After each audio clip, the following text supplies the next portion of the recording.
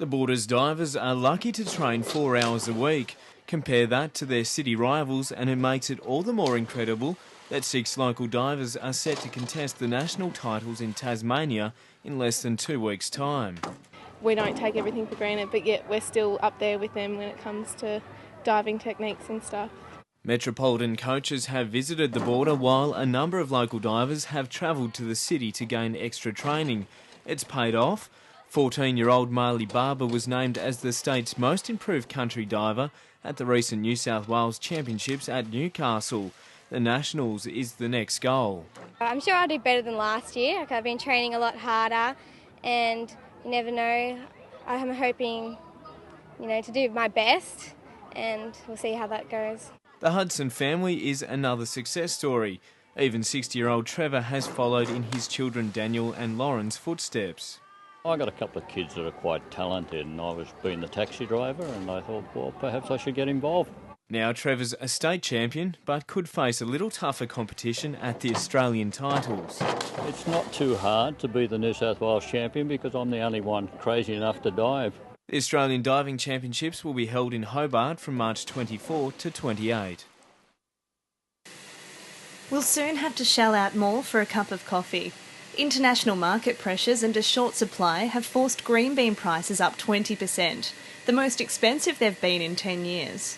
Local roaster Zoe sells hundreds of kilos of coffee to cafes and businesses every week. Owner Rob Hiles says they'll bear a lot of the increased costs to remain competitive. We still have to be on our game to make sure that we can maintain our market share here. We have to carry some of the increased costs, which we've been doing, and try not to pass too much onto our customers.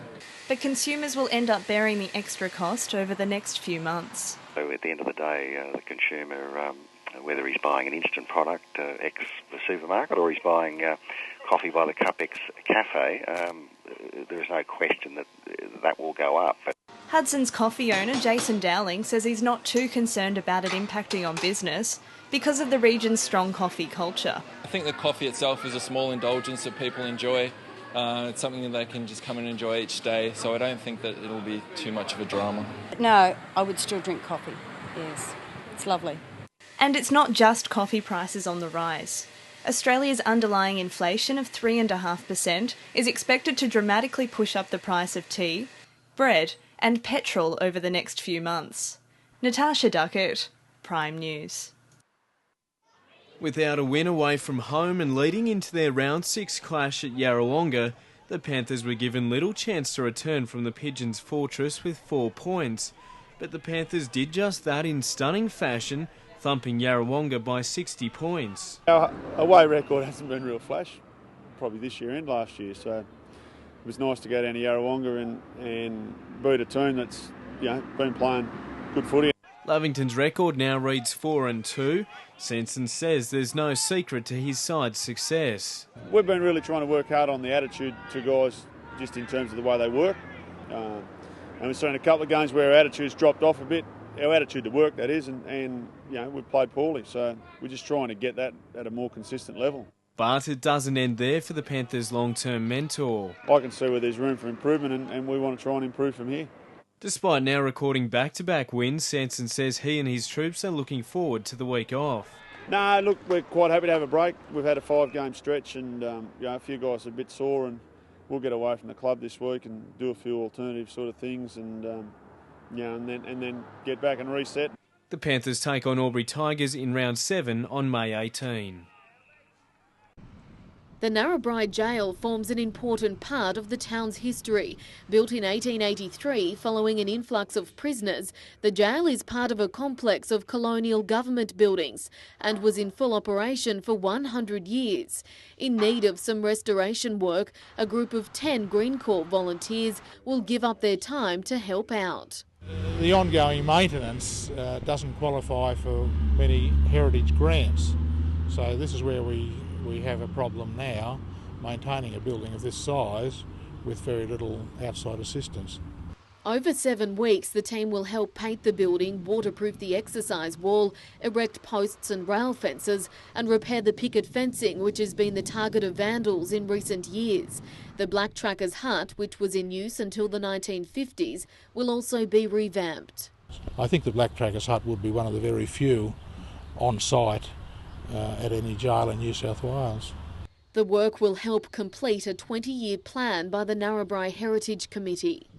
Towns where they're liable to flooding tend to lose a lot of our records and photographs, and that's why it's so important to have a building that can preserve these items.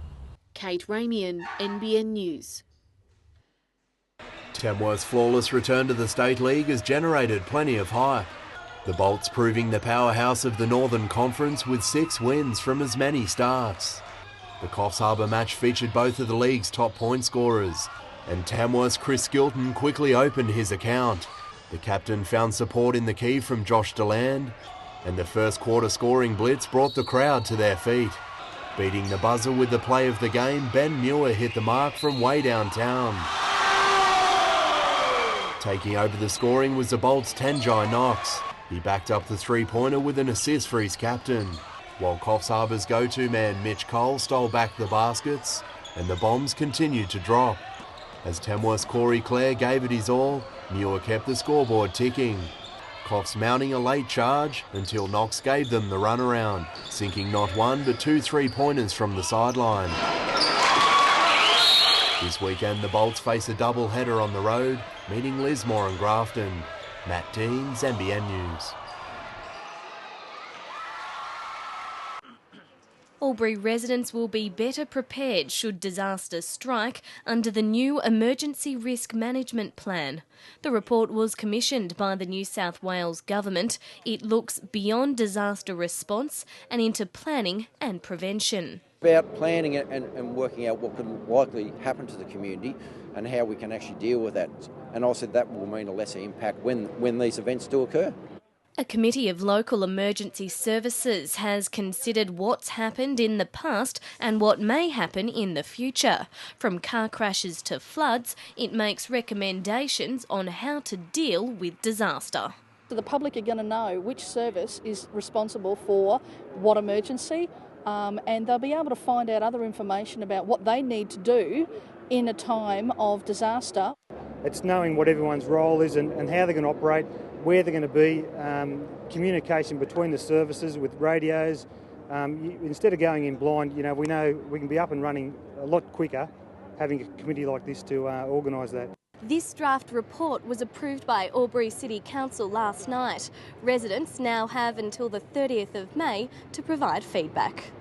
The document can be viewed on the Albury City Council website. Lauren Hilbert, Prime News.